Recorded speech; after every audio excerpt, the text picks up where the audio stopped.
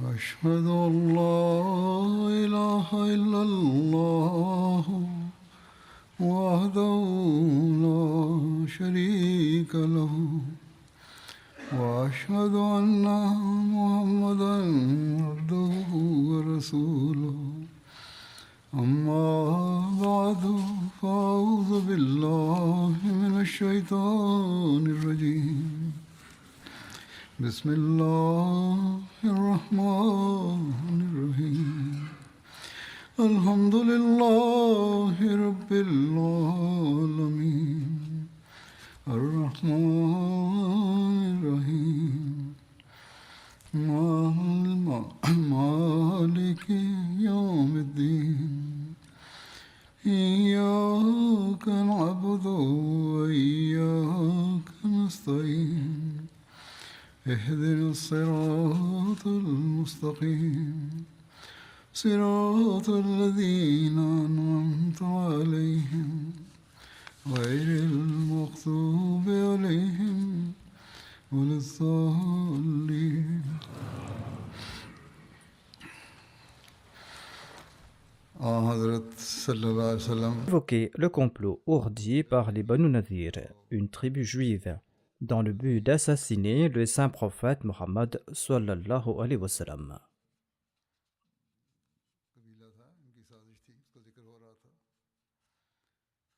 Dans mon précédent sermon, j'avais déclaré que j'évoquerai des détails à ce propos, notamment comment Allah l'exalté a fait échouer leur complot visant à tuer le saint prophète Mohammed sallallahu alayhi wa sallam.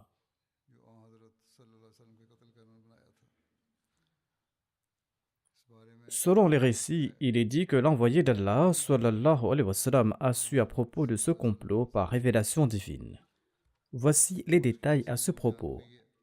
Amr bin Jahash était monté sur le toit afin de lancer une pierre sur le saint prophète Mohammed sallallahu alayhi wa sallam. L'envoyé d'Allah, paix soit sur lui, a su à propos du complot des Juifs par révélation divine.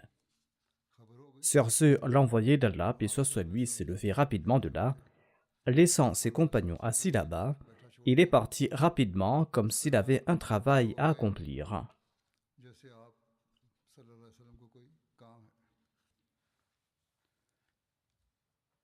Et il est rentré très précipitamment à Médine. Ses compagnons croyaient qu'il était parti pour un besoin quelconque. Mais après quelque temps, quand il ne retournait pas, ses compagnons se sont inquiétés et ils sont partis à sa recherche. En cours de route, ils ont rencontré un individu revenant de Médine. Les compagnons l'ont interrogé sur le saint prophète Mohammed sallallahu alayhi wa sallam et il a répondu: j'ai vu l'envoyé d'Allah sallallahu alayhi wa sallam rentrer à Médine. Les compagnons sont partis sur le champ à la rencontre de l'envoyé d'Allah sallallahu alayhi wa sallam. Celui-ci les a informés du complot des Banu Nadir.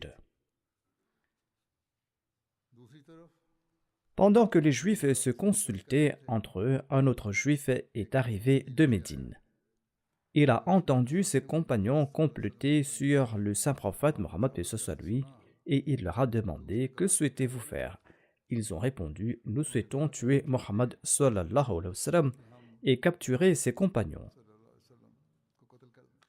Il leur a demandé où se trouve Mohammed sallallahu alayhi wa sallam, et ils ont répondu: voilà Mohammed sallallahu alayhi wa sallam qui est assis non loin de là, à un autre endroit. Leur compagnon leur a dit: moi je l'ai vu rentrer à Médine. Sur ce, les Juifs étaient tout surpris. Un autre biographe a écrit qu'à leur retour, lorsque l'envoyé d'Allah sallallahu alayhi wa sallam était légèrement en retard, Abu Bakr as-Siddiq radhiyallahu anhu a déclaré: il ne nous sert à rien de demeurer ici. Le prophète de Dieu sallallahu alayhi wa sallam a certainement reçu un ordre de la part de Dieu. Et ils sont partis de là. Huyy ibn Akhtab, le chef des Juifs, a déclaré: Abul Qasim s'est dépêché. Nous étions en train de préparer un repas pour lui et nous parlions de la diya, c'est-à-dire de l'indemnité pour le meurtre. Nous voulions lui offrir un repas et répondre à ses besoins. Lorsque les compagnons sont retournés à Médine, ils ont rencontré quelqu'un en cours de route. Ils lui ont demandé: as-tu vu le prophète d'Allah sallallahu alayhi wa sallam? Il a répondu: je viens de le voir à l'instant. Il entrait à Médine. Les compagnons sont arrivés là-bas, ils ont trouvé l'envoyé d'Allah sallallahu alayhi wa sallam. Abu Bakr as-Siddiq radhiyallahu anhu a déclaré au prophète d'Allah sallallahu alayhi wa sallam: vous êtes venu ici sans que nous le sachions. Le saint prophète, paix soit sur lui, a déclaré: les Juifs avaient l'intention de me trahir.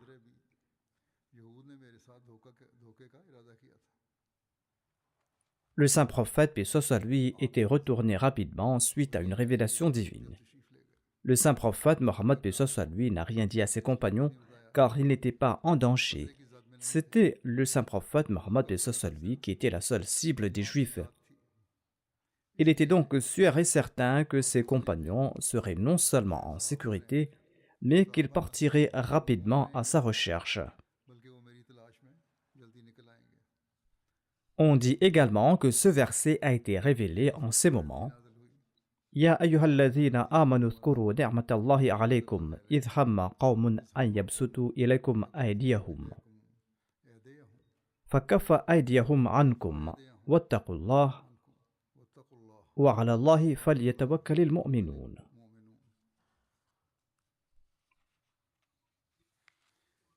Ô vous qui croyez, rappelez-vous la grâce d'Allah sur vous quand un peuple voulait lever la main sur vous.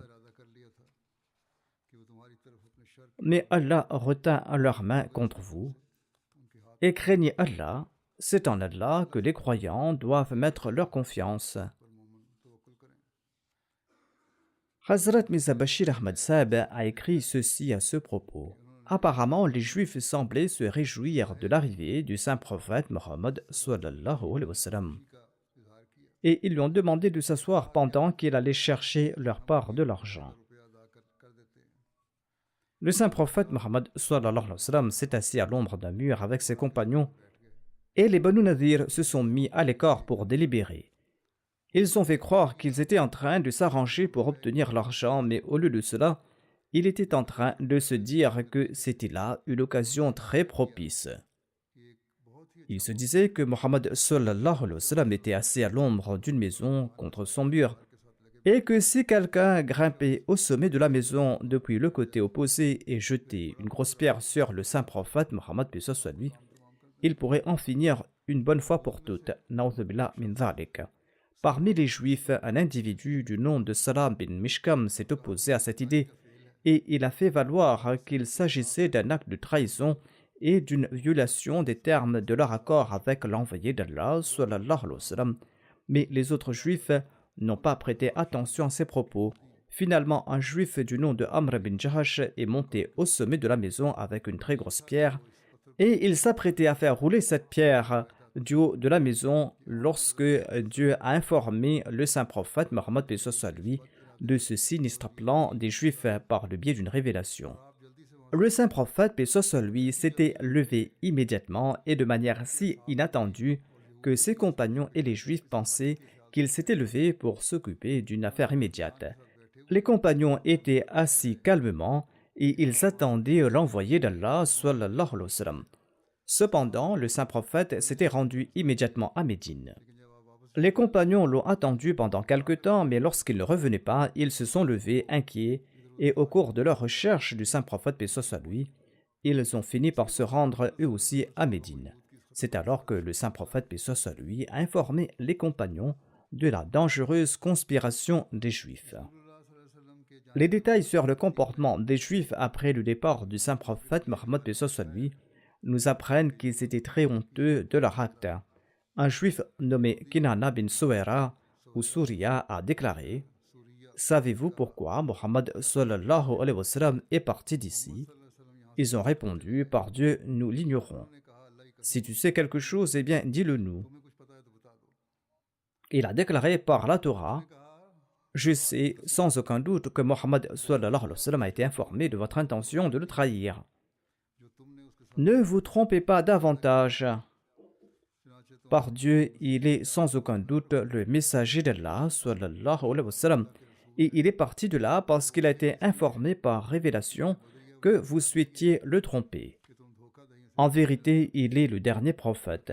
Vous vouliez que le dernier prophète soit de la descendance d'Aaron, mais Allah a voulu l'envoyer d'où il le souhaite. Sans aucun doute, nos livres que nous lisons dans la Torah n'ont pas été modifiés. Il est dit dans ses écritures sacrées que ce prophète naîtra à la Mecque, qu'il émigrera à Yathrab, c'est-à-dire à Médine.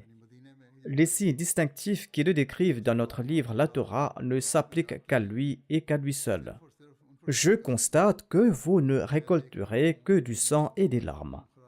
Vous allez abandonner vos biens, vos propriétés et vos enfants en pleurs. Si vous me croyez, votre honneur et votre dignité seront préservés.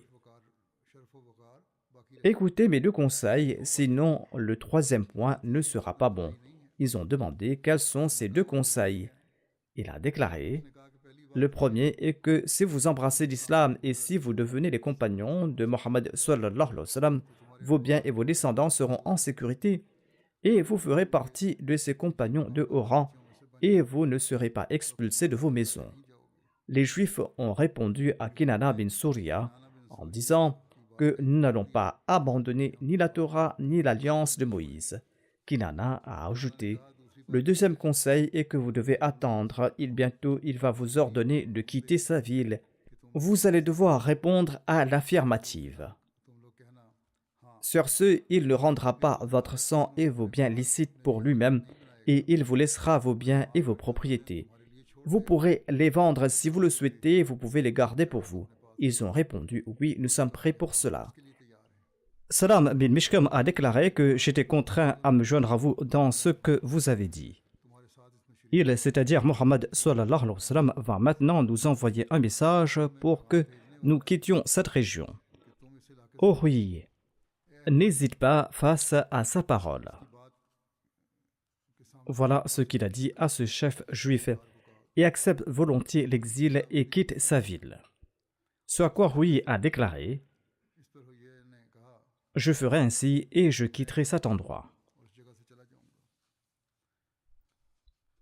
Quelles furent les mesures prises par le saint prophète Mohammed sallallahu alayhi wa sallam au sujet de ces complots une fois arrivé à Médine? Il est dit que le messager d'Allah sallallahu alayhi wa sallam a ordonné l'exil des Juifs, mais ils ont refusé de quitter la ville, bien qu'ils avaient l'intention de le faire au début, comme mentionné dans les récits. Mais ils ont décidé finalement de se battre, ils ont changé d'intention. Voici les détails à ce propos. Lorsque le messager d'Allah sallallahu alayhi wa sallam est arrivé à Médine, il a envoyé chercher Mohammed bin Maslama. Lorsqu'il est venu, le prophète d'Allah sallallahu alayhi wa sallam lui a ordonné, va chez les Juifs des Banu Nadir et dis-leur, le messager d'Allah sallallahu alayhi wa sallam m'a envoyé vers vous avec ce message, notamment quitter sa ville. Mohammed bin Maslama s'est rendu auprès des Banu Nadir et il leur a dit ceci, le messager d'Allah sallallahu alayhi wa sallam m'a envoyé vers vous avec un message, mais avant de vous présenter ce message, je souhaite vous faire un rappel. Un rappel sur un point que vous savez tous. Ils ont demandé quel est ce point. Mohammed bin Maslama a répondu, je vous pose cette question au nom de la Torah que Dieu a révélée à Moïse. Vous vous souvenez peut-être qu'avant l'avènement de l'islam, je suis venu un jour avec la Torah et je vous ai présenté la Torah et vous m'avez dit, si tu souhaites manger, nous allons te nourrir. Si tu souhaites devenir un juif, nous allons te convertir. J'ai dit que si vous me donnez à manger, je mangerai, mais il est impossible que je me convertisse au judaïsme. Et vous m'avez présenté un repas dans un plat et vous m'avez dit, pourquoi ne souhaites-tu pas embrasser la religion juive? Es-tu à la recherche de la religion d'Abraham? Abu Amir le moine n'est-il pas un adepte de la religion d'Abraham? Un prophète de cette religion viendra chez nous et voici ses signes. Il aura un visage souriant et il va détruire les ennemis de la vérité. Ses yeux seront rougeâtres, il viendra du Yémen et il montera sur un chameau. Il portera un turban sur la tête et il se contentera d'un morceau de pain sec et il aura une épée suspendue à son cou et il parlera avec sagesse et connaissance. Les Juifs ont déclaré que tu as décrit correctement ces signes. Nous avons dit ces choses-là, mais ces signes ne se trouvent pas dans cette personne, c'est-à-dire dans la personne du saint prophète Mohammed sallallahu alayhi wa sallam. Sur ce, Mohammed bin Maslama a répondu: je souhaitais vous faire ce rappel. Maintenant, écoutez le message du messager d'Allah sallallahu alayhi wa sallam. Le prophète d'Allah sallallahu alayhi wa sallam m'a envoyé vers vous pour vous dire que vous avez trahi le traité qui a été conclu avec vous. Amr bin Jahash souhaitait jeter une pierre du toit, ce dont Dieu l'exalté a informé son prophète sallallahu alayhi wa sallam. Vous avez violé votre traité. En l'entendant cela, les Juifs étaient frappés de stupeur. Mohammed bin Maslama, transmettant le message du saint prophète Mohammed lui a déclaré: le messager d'Allah sallallahu alayhi wa sallam a déclaré: quittez ma ville, je vous donne un délai de 10 jours. Si quelqu'un des vôtres est encore là après ce délai de 10 jours, je lui trancherai la gorge. Les Juifs ont dit à Mohammed bin Maslama que nous n'aurions jamais imaginé entendre de tels propos d'un membre de la tribu Aus. Vous étiez naguère nos alliés. Mohammed bin Maslama a répondu: les cœurs ont changé maintenant. Les Aus et les Khazraj avaient de l'amour pour les Juifs, mais après l'avènement de l'islam, ils ne nourrissent que l'amour pour Allah et pour son messager sallallahu alayhi wa sallam dans leur cœur. En entendant le message du saint prophète, paix soit lui, les Juifs ont commencé à se préparer à l'exil. Les Banu Nadir ont reçu un délai de quelques jours. Ils ont commencé à se préparer pour leur départ. Leur monture paissait dans un pâturage à Dhijadr. Dhijadr est un pâturage situé dans les environs de Kouba, environ 6 ou 8 milles de Médine. Ils ont pris leur monture et ils ont également demandé au clan Ashjara de leur prêter des chameaux. Les Juifs étaient sur le point de partir lorsque Abdullah bin Ubay bin Saloul, le chef des hypocrites, a élaboré un plan qui a changé leurs intentions. L'histoire relate que les Juifs étaient occupés à leurs préparatifs lorsqu'ils ont reçu un message d'Abdullah bin Ubay bin Saloul. Soued et Daïs sont venus avec le message d'Abdullah bin Ubay bin Saloul. Le message d'Abdullah disait: ne quittez pas vos maisons, ne laissez pas vos biens, restez dans vos forteresses. J'ai 2000 jeunes hommes de ma tribu et d'autres arabes qui viendront avec vous dans vos forteresses. Ils mourront tous jusqu'au dernier, mais ils ne laisseront pas les musulmans vous atteindre. Les Banu Qurayza vous aideront aussi, et nous ne vous laisserons pas tomber. Vos alliés parmi les Banu Radfan vous aideront également. Et si vous êtes obligés de quitter cet endroit, nous partirons d'ici, nous aussi, avec vous. Allah l'exalté a également évoqué la ruse et la tromperie de ces hypocrites dans le Saint-Coran. Allah déclare à ce propos: Alam tara illa alladhina nafaqu yaquluna lil ikhwanihim alladhina kafaru min ahli alkitab la in ukhrijtum la nakhrujanna ma'akum ولا نطيع فيكم أحدا أبدا وإن قتلتم لننصرنكم. N'as-tu pas vu ceux qui sont hypocrites? Ils disent à leurs frères qui refusent de croire parmi les gens du livre: si vous êtes chassés de là, nous sortirons assurément avec vous et nous n'obéirons jamais à qui que ce soit contre vous. Et si on se bat contre vous, nous vous aiderons assurément. Abdullah bin Ubay a également envoyé un message à Ka'b bin Asad al-Qurayzi, le chef de la tribu Banu Qurayza, pour qu'il aide ses compagnons. Il a répondu: aucun des nôtres n'acceptera de rompre ce traité. Il a donc refusé. Abdullah bin Ubay a été déçu par les Banu Qurayza et voulait faire monter les tensions entre le saint prophète Mohammed lui et les Banu Nadir. Il n'a cessé d'envoyer des messages à Rouy. Rouy déclarait quant à lui: Je vais envoyer ce message à Mohammed sallallahu alayhi wa sallam, notamment que nous n'allons pas abandonner nos maisons et nos biens. Il peut faire ce qu'il souhaite. Huyi a donc été influencé par les propos d'Abdullah bin Ubay.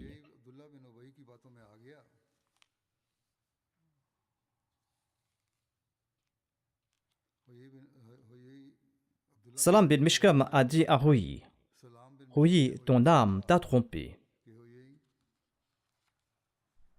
Si je n'avais pas peur que ton opinion sera considérée comme stupide, je te quitterai avec mes amis juifs obéissants. Ne fais pas cela, Huyi. » Il a ajouté, « Par Dieu, tu sais aussi bien que nous que Mohammed sallallahu alayhi wa sallam est le vrai messager de Dieu. Ces signes distinctifs sont décrits dans nos livres. Si nous ne le suivons pas, c'est parce que nous le jalousons, car maintenant la Naboua n'est plus issue de la descendance d'Aaron. Viens et acceptons la paix qu'il nous offre. Quittons sa ville. Tu sais aussi que tu t'es opposé à moi lorsque tu as voulu le trahir. Lorsque nous partirons d'ici et que les fruits seront mûrs, nous reviendrons. Ou l'un des nôtres ira les cueillir et les vendra, ou en fera ce qu'il veut, puis il nous rejoindra. C'est comme si nous n'avions pas quitté notre ville, car nos biens seront entre nos mains. Notre honneur sur notre peuple vient de nos biens et de nos actions. Lorsque nos richesses nous échapperont, nous serons humiliés comme les autres juifs. Mais si Mohammed sallallahu alayhi wa sallam vient à nous et assiège notre forteresse ne serait-ce qu'un jour, il n'acceptera plus le message qu'il vient d'envoyer et il va rejeter ce message. Huyi bin Akhtab a déclaré, Mohammed sallallahu alayhi wa sallam ne nous assiégera que s'il en a l'occasion, sinon il repartira. N'as-tu pas vu qu'Abdullah bin Ubay m'a également fait une promesse? Salam bin Mishkam a répondu que la parole d'Abdullah bin Ubay ne vaut rien. Il a ajouté, il veut te jeter dans le gouffre de la destruction jusqu'à ce que tu combattes Mohammed sallallahu alayhi wa sallam. Il restera assis chez lui et il va t'abandonner. Abdullah bin Ubay avait demandé de l'aide à Ka'b, mais Ka'b a refusé d'accorder son soutien. Ka'b a déclaré qu'aucun homme des Banu Qurayza ne rompra le pacte tant qu'il sera vivant.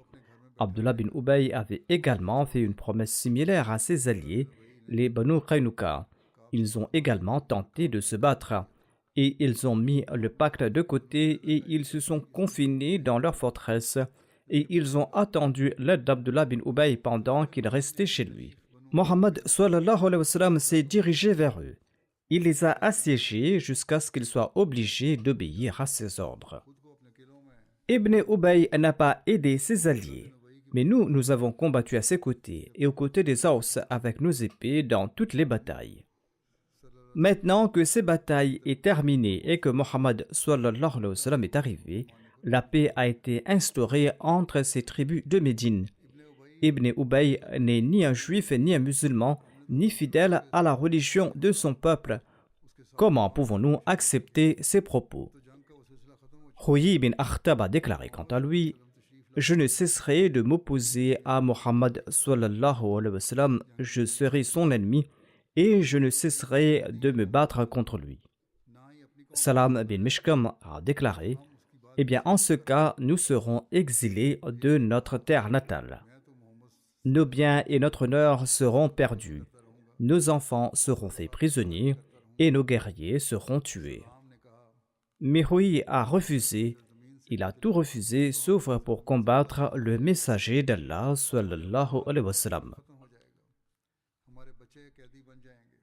Sarouk bin Abi Hukayk était un vieil homme du peuple juif.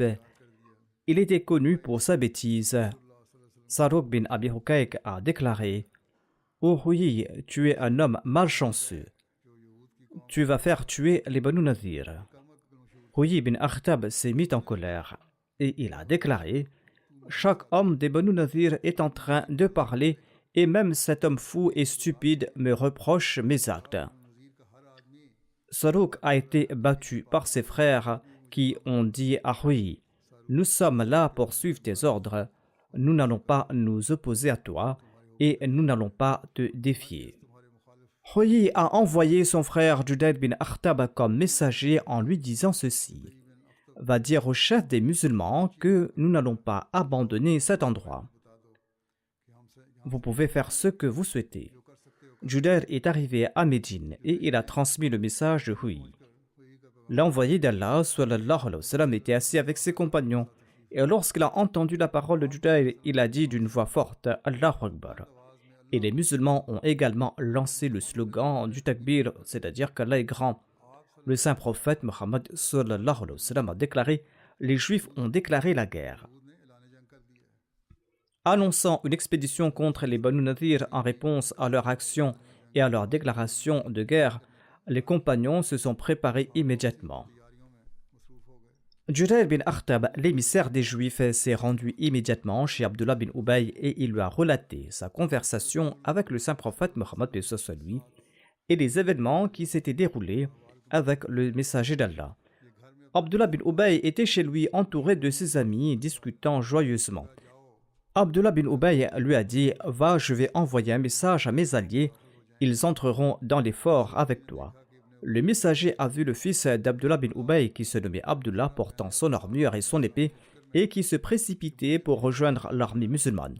Sur ce, Judayd a perdu tout espoir de soutien d'Abdullah bin Ubay et il est immédiatement revenu vers Huyy et il lui a relaté les événements en lui disant ceci: Mohammed sallallahu alayhi wa sallam a entendu ton message et il a déclaré que les Juifs ont déclaré la guerre. Ensuite, il a lancé le slogan du takbir et il a annoncé les préparatifs de la bataille. Huyy, toujours incrédule, a demandé: c'est là une ruse de guerre, et qu'a dit Abdullah bin Ubay? Judayd lui a relaté sa conversation avec Ibn Ubay en lui disant: il a dit qu'il enverrait un message à ses alliés qui va nous rejoindre dans les forteresses. Judayd a ajouté: oh mon frère, je n'ai pas d'espoir de recevoir son aide. Pendant ce temps, le saint prophète Mohammed sallallahu alayhi wa sallam a ordonné à ses compagnons de mettre le siège devant les forteresses. Hazrat Mirza Bashir Ahmad Sahib a écrit à ce propos. Après cela, le saint prophète Mohammed lui a fait venir Mohammed bin Maslama, un des chefs de la tribu Aus, et il lui a dit: va voir les Banu Nadir et parle-leur de cette question. Dis-leur que, étant donné qu'ils sont allés trop loin dans leurs actes de malveillance et que leur trahison a atteint sa limite extrême, il ne convient plus qu'ils demeurent à Médine. Il est préférable qu'ils quittent Médine et qu'ils s'installent ailleurs. Et le saint prophète, paix soit sur lui, leur a donné un délai de 10 jours. Quand Mohammed bin Maslama les rencontra, ils se comportèrent de la manière la plus arrogante et ils répliquèrent: informe Mohammed sallallahu alayhi wa sallam que nous ne sommes pas prêts à quitter Médine. Il peut faire ce qu'il souhaite. Le saint prophète Mohammed lui a reçu cette réponse des Juifs et sur ce, il a déclaré spontanément: Allahu Akbar, Dieu est le plus grand. Il semble que les Juifs sont prêts à se battre. Le saint prophète lui a ordonné aux musulmans de se préparer et il s'est rendu sur le champ de bataille contre les Banu Nadir avec un groupe de ses compagnons. Ces rebelles de l'État avaient élaboré des plans horribles pour assassiner le chef de l'État et ils méritaient d'être réprimés. En effet, le saint prophète Mohammed lui était le chef de l'État. Au lieu de se repentir, ces rebelles s'étaient armés et avaient déclaré la guerre. Il était donc nécessaire de mettre fin à ces rebelles pour protéger Médine d'une grande effusion de sang et pour défendre la ville. Ainsi, tous les musulmans se sont rassemblés et le saint prophète Mohammed sallallahu alayhi wa sallam est sorti avec eux. Et il avait nommé Ibn Maktoum comme son remplaçant à Médine et il a donné à Sa'ad bin Obada l'ordre de dresser une tente devant les forteresses des Banu Nadir. Cette tente était faite d'un bois spécial et certains ont dit que cette tente était en cuir. L'étendard de guerre était porté par Ali bin Abi Talib. Le saint prophète Mohammed sallallahu alayhi wa sallam s'est avancé avec l'armée de l'islam jusqu'à ce qu'il atteigne les habitations des Banu Nadir vers le coucher du soleil. Il a campé là-bas en plein terrain ouvert et il a accompli la prière d'Asra. Pendant ce temps, les Juifs s'étaient enfermés dans leur maison et ils tiraient des flèches et envoyaient des pierres du haut de leur forteresse. À l'heure de la prière d'Isha, le saint prophète Mohammed lui a accompli ce salat et il est retourné à la maison à Médine avec 10 de ses compagnons. Il portait une armure et il était monté à cheval. Et il a nommé Ali comme commandant de l'armée et selon un autre récit, il aurait nommé Abu Bakr Siddiq radhiyallahu anhu comme commandant de cette armée. Quoi qu'il en soit, les musulmans ont passé la nuit à assiéger les juifs et à lancer les slogans de takbir à maintes reprises. À l'approche de l'aube, Bilal a lancé l'appel à la prière de l'aube. Le saint prophète Mohammed est revenu au camp avec 10 de ses compagnons qui sont revenus avec lui et il a accompli la prière de l'aube. Parmi les juifs, il y avait un certain nommé Azwak, dont le nom est parfois cité comme Razoul. Il était un archer expert et ses flèches pouvaient parcourir de grandes distances. Il a visé la tente du saint prophète Mohammed lui et il a tiré une flèche. La flèche a touché la tente du saint prophète Mohammed lui. Le saint prophète lui a ordonné de déplacer la tente loin des archers. Lorsque la nuit est tombée, ni Abdullah bin Ubay ni aucun de ses alliés ne sont venus prêter aide au Banu Nadir. Abdullah bin Ubay est resté chez lui et les Banu Nadir ont perdu tout espoir de recevoir son aide. Salam bin Mishkam et Kinana bin Souera ont dit à Rouyi: où est l'aide d'Ibn Ubay? Toi qui pensais qu'il allait nous aider. Rouyi a répondu: que puis-je faire maintenant? Notre destruction a été écrite dans notre destin. Au cours de la nuit, vers l'heure de la prière d'Isha, Ali a disparu du camp. Les gens ont dit au saint prophète Mohammed lui, ô envoyé d'Allah, Ali est introuvable. Le saint prophète Mohammed a répondu: ne vous inquiétez pas pour lui, car il est parti pour accomplir une mission importante. Peu de temps après, Ali est revenu avec la tête de l'homme nommé Azwak, dont la flèche avait atteint la tente du saint prophète Mohammed lui. Ali l'avait attendu en embuscade lorsqu'il était parti pour tuer un important chef musulman. Il était accompagné d'un groupe d'hommes. Ali l'a attaqué et l'a tué. Les hommes qui accompagnaient cet archer ont tous pris la fuite. Ensuite, le saint prophète lui a envoyé un groupe de 10 hommes avec Ali, y compris Abu Dajjana et Sahal bin Hunayf.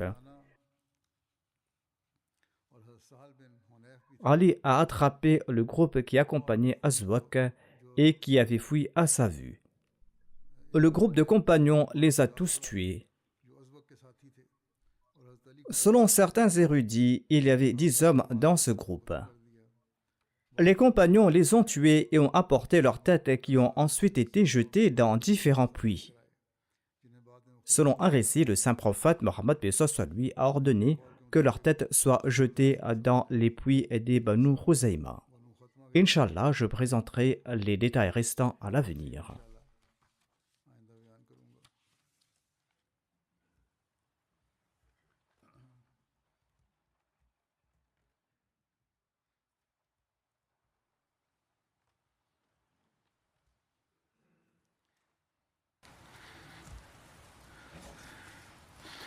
Alhamdulillah, nahmaduhu wa nasta'inuhu wa nastaghfiruhu wa nu'minu bihi wa natawakkalu alayhi wa na'udhu billahi min shururi anfusina wa min sayyiati a'malina.